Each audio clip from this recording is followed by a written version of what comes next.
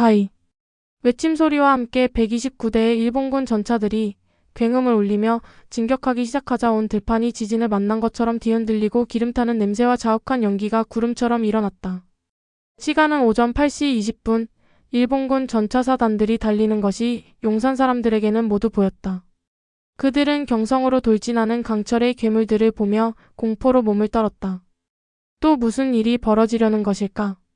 북촌 지역의 경성이 해방되었다는 것을 모르는 용산 일대의 주민들은 가슴이 조마조마해서 창문으로 내다만 보고 있었다.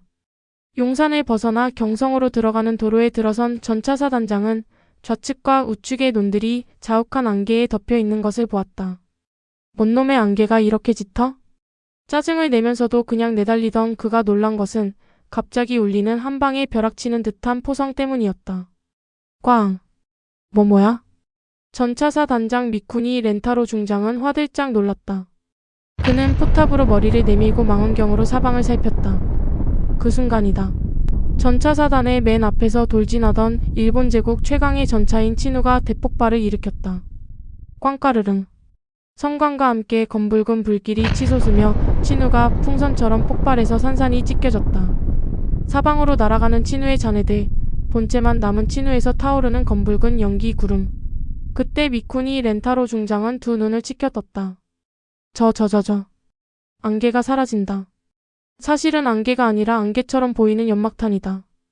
연기가 사라지며 처음 보는 거대한 덩치 46톤, 친우는 19톤의 괴이한 전차들이 드러났다. 전차 대수는 좌측 밭에 25대, 우측 밭에 25대로 총 50대였다.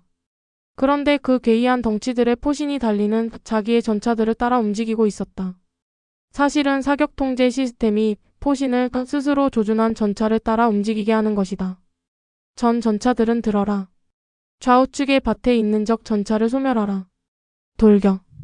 덩치가 크다고 이기는 것이 아니다. 중국은 일본보다 엄청나게 컸지만 일본군의 공격에 대륙이 갈갈이 찢어졌다. 미국은 또 어떤가? 지금은 일본이 강철과 석유를 비롯한 원료의 부족으로 밀리고 있지만 전쟁 초기에는 일본이 더 강했다. 전차 사단장 미쿠니 렌타로 중장의 생각이다. 그 생각은 일본군 기갑사단의 전차병들도 같았다. 더구나 이들은 아직 실전에는 한 번도 참가해보지 못한 젊은 전차병들이다. 태평양 전쟁 당시 일본은 라디오와 무전을 엄격하게 통제했다. 일본의 패전 소식을 일본군들과 식민지들이 모르게 하기 위해서였다. 그 때문에 전차사단의 일본군 전차병들이 자기들이 최고라고 생각하는 것은 당연한 일이었다. 콱콱콱콱콱 카르르르. 일본군 전차들이 기세충천하게 달려왔다. 그것을 본 수호군 전차병들은 기가 막혔다. 도망쳐도 시원치 않을 판에 자신들의 전차를 향해 돌진해오고 있다. 이건 하룻강아지가 범 무서운 줄 모르고 달려드는 것이나 다름이 없지 않는가? 그때 수호군 친위대 전차대대장의 명령이 떨어졌다. 일본군 전차들을 모조리 박살내라. 발사. 예. 힘찬 대답 소리와 함께 발사 버튼이 눌러졌다. 지금까지 적전차를 조준점에 넣고 따라 움직이던 T-80 유전차 포신에서 하얀 연기 뭉치가 풀썩 뿜어져 나갔다. 동시에 125고 성능 활강 포탄이 창공을 뚫고 적전차를 향해 쇄도했다. 한두 발이 아니다. 50대의 전차가 일제히 발사한 포탄이 각자적 전차들을 향해 쏘아지고 있었다. 그리고 엄청난 광경이 눈앞에 벌어졌다. 꽉꽉꽝 꽉꽝 곽꽝 꽝까르릉. 번쩍이는 섬광, 일시에 폭발하는 일본군의 각종 전차들. 이건 그냥 구멍이 뚫리거나 불타는 것이 아니었다. 한 방 맞으면 전차가 아예 대폭발을 일으킨다. 그리고는 언제 전차였나 싶게 갈갈이 찢어져 눈앞에서 사라지고 있다. 이럴 수가? 이건 말도 안 돼. 이건. 제17방 명군 사령관 이타가키 세이시로 대장은 얼굴이 새파래져서 졸도하기 직전이었다. 단 한 번의 포격으로 전차사단의 3분의 1의 전차가 사라져버렸다. 마치 마술을 부리듯이. 콰르릉 콱콱콱콱콱. 수호군의 전차들이 굉음을 지르며 달려왔다. 그런데 얼마나 빠른지 순식간에 거리가 좁혀지고 있었다. 하지만 빠르기만 한 것은 아니었다.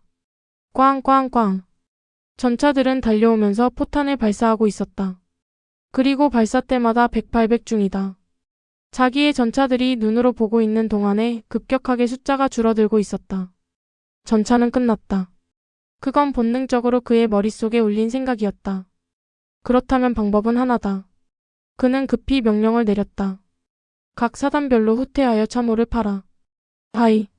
2개의 보병사단. 1개의 기병사단이 뒤로 달아나려고 할 때였다. 하늘에서 괴상한 소리가 울려 퍼지고 있었다. 얼굴을 하늘로 쳐든 이타가키 세이시로 대장은 거의 1만기에 달하는 공격용 드론이 급강화하는 것을 보았다. 저건 또 뭐냐? 너무 놀란 그가 중얼거릴 때 그의 참모들은 누구도 대답할 수가 없었다. 드론을 처음 봤으니 알 수가 없다. 세액. 급강화하는 드론들의 등에는 딱 한 발씩의 로켓이 실려 있었다. 무게는 엄청 가볍지만 로켓의 폭발력도 가벼운 것은 아니다. 그 증거가 곧 나타났다. 1만기의 로켓이 피할 사이도 없이 일본군 3개 사단을 향해 쏘아져 폭발했다. 꽉꽉꽝 꽉꽝 꽉꽝 꽝까르릉. 3개 사단이 서 있던 넓은 지역에서 대폭발이 일어났다. 치솟는 불기둥, 로켓들이 터지며 자신의 몸속에 품고 있던 수많은 쇠구슬들을 폭사시켰다. 그것은 죽음의 쇠구슬들이었다. 아! 크악! 일본군이 할 일은 그냥 비명을 지르며 죽어가는 것만 있을 뿐 아무런 대책도 취할 수 없었다.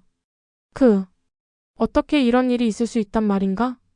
제17방 명군 사령관 이타가키 세이시로 대장은 너무도 압도적인 무기의 차이에 털썩 주저앉고 말았다. 그의 앞과 뒤, 양옆에서 일본군 병사들이 온몸이 갈갈이 찢겨지며 죽어가고 있었다. 피가 땅을 적시며 흘러내린다. 마치 강물처럼.